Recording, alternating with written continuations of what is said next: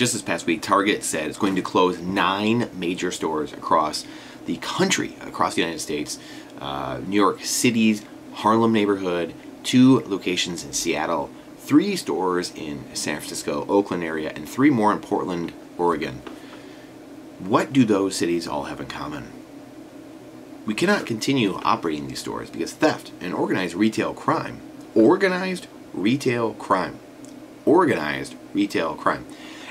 are threatening the safety of our team and guests and contributing to unsustainable business performance, Target said in a news release. Mind you, Target is one of the woke companies, that's the social term for it, one of these companies that is the one applauding many of these things that they are now reaping. You sow, shall you reap. And unfortunately, most people among our society have gotten away from biblical principles. They don't understand truth. They deny truth. We talk about denying truth, accepting truth, and submitting to truth. Unfortunately, most people just flat out deny truth, especially major organizations and companies. We have the Committee of 300 right here, sitting over here, talking about what it is that is going on and why these things happen and how the countries, many of these leadership groups come together. A lot of it through these public-private partnerships. You hear Klaus Schwab talking about a lot of it outlined here just in hundreds of years of data coming together, where you have the ability of governments to take over companies and take over leadership positions, invest in them, like we have with GM, with government motors, with airline companies, cruise ship companies, right? We take on more and more of the public, or the public takes on more and more of the private entities, and the government has now say in all these things that are going on in the world, and it's sustaining now much of the life of the American people in the West, the beacon of hope. Can you imagine what's going on in the rest of the world when the beacon is now crumbling and they can't even have stores in their cities because of the company? Again, you might think, wow, Bud Light doing these ridiculous things, Target doing these ridiculous things, like why would they do that? It's terrible for business. Why would they promote these policies that are just going to destroy them, a la what's happening at Target, and they have to go shut down their stores?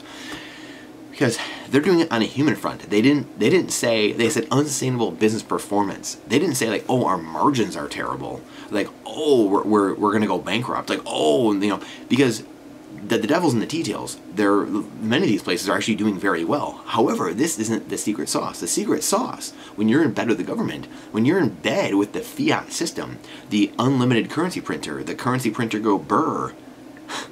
It don't matter if you win or lose. You win anyway.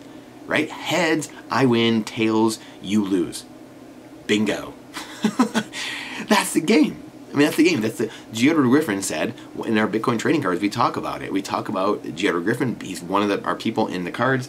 The Creature from Jekyll Island is another one of our cards. In understanding what's going on in the game being played, the central banking game, the 5th plank of the Communist Manifesto, is bailouts.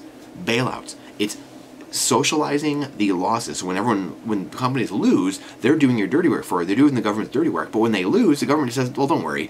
We're going to socialize the losses. We're going to do bailouts, bail-ins. The people will pay for your mistakes, your misgivings. But when you win, you get to keep them. The shareholders get to keep them or whatever, or you get to keep them. The CEO, corporate, golden parachutes, you get to bail out and be fine. This is the Marxist way. This is the communist way. This is not capitalism. This is anything but capitalism. There's no merit. There's no free there's no free market. There's no meritocracy. There's no accountability in this world we live in right now. Believe me, I have businesses and I've had businesses in this world for 10, 12 years. We are in a, come dance for me, Derek, if anyone's seen Zoolander, with the symbols, and we're smacking symbols around. You play the game, you win. If you don't play the game, you lose a lot of times. And that's a fiat world. Jesus knew that. Jesus talked about that in the Bible all the time. Give to Caesar what is Caesar's. Give to God what is God. We're in this world that, again, they're not saying. They just said we cannot continue operating because their people are threatened. The people are threatened. The policies at Target, the policies that Bud Light, the policies that these people want going forward. And there's many other companies out there like this, right? We go on and list for days about this. But there's some unsustainable business performance. Are people being unsafe? They're not saying, oh, we're going to go bankrupt, that we made a stupid decision. They're just saying, hey, protest. You should be able to protest. You should be able to do whatever you want. You should be able to do all these ridiculous things. We shouldn't have police. But then, when there's problems, they just like, okay, we're shutting up shop. Okay, we're just gonna gaslight you. We're just gonna shut up shop, and we're gonna create a hole in your city now, a huge vacuum, a huge, massive department store gone, vacant. Now what's gonna happen there? Tent City. Bucky Fuller from 40 years ago, 50 years ago said many of the skyscrapers of today will become homeless shelters of tomorrow, and we're there. We're living in that time. So the geniuses, the thinkers from yesterday are now, or yesteryear, are now coming to fruition, what they prognosticated. So we have to get ready for more of this. This is why I bring this up. This is not red pill. This is not anything crazy. It's not black pill. We can be prepared. These things can be staved off. They cannot be staved off from the current system. Now, so I can guarantee you that the current system will not be fixed by the current system, by the current reality. The current reality will not be fixed by the current system. You can't have a debt-based system imploding on itself, and we're going to find the answers in that system. Literally impossible. We need a new system. That doesn't mean you scrap the Constitution. I'm not talking about that, or a Bill of Rights and stuff like that. That's great. Those things stay. We haven't been following those things. That's the problem.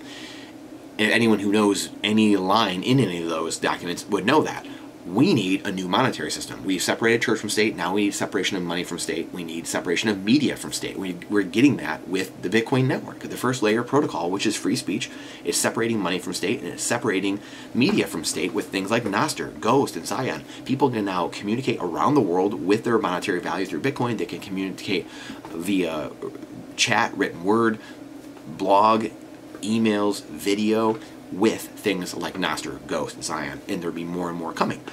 So, what do? We get independent, we get resilient, we do that more and more and more. We share these things out against the algorithm and overwhelm the algorithm. There's less collateral damage, there's less of this chaos, there's less store shutting, there's more economic value, there's more GDP, there's more prosperity, and there's less of this chaos going on. We can choose, again, the path of CBDCs and tyranny and despots and slavery and bondage and bond markets and this old fiat system sinking like the Titanic, or we can choose Bitcoin and freedom. It's as simple as that. You separate money from the state, which our founding fathers talked about all the time.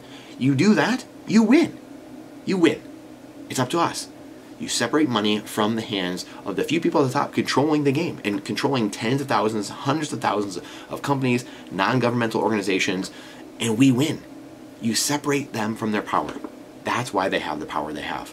So, again, why, at the end of the day, you see these things. This 20 years ago, these used to drive me insane. Like, how are these people getting away with this? They're doing this, promoting these policies. This is going to be terrible for business. What I didn't understand was the money game. If you don't understand the money and how the money flows and how money works and the broken money, really just through inflation, through fiat currencies, the debt-based system, you're not going to understand any of this. You're not going to understand how they can get away with this, go bankrupt literally in and of themselves, like a Bud Light or whatever it is, and be propped up by the billionaire class of the world, by the banker class who just comes in and bails them out.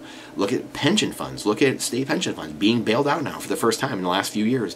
Look at these different companies, the GMs of the world, the Chryslers, the cruise lines, the airplane manufacturers, whatever it is.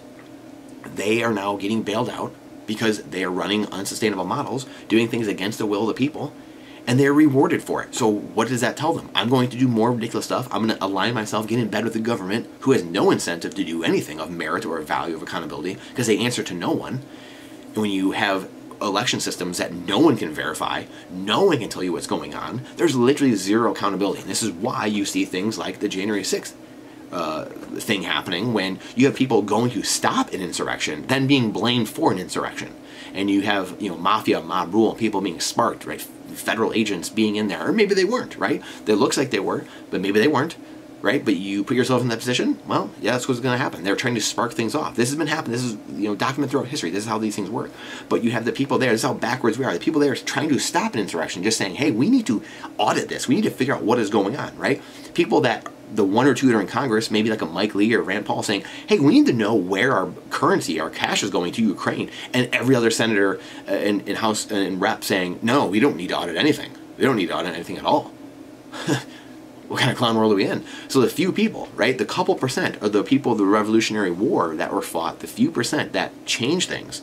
The same thing's happening in Congress, the same thing's happening in the public. They're there protesting. They're there saying, no more. I'm shedding light on the darkness. Those people are often burned at the stake. That's what happens. The people that are trying to get the truth out, they're the ones that are generally maligned and persecuted for rattling the status quo, because people have a hard time with change. What a world. What a time. Get prepared. Please. This is the time. This is insurance building time. Question everything with boldness, even the existence of God himself. Trust but verify. Thank you for coming to my TED Talk. Please share this out because the algorithm hates truth. So please share it out so we can overwhelm the system and reduce the collateral damage. This is not financial advice. It's freedom advice. I look forward to seeing you on the next one.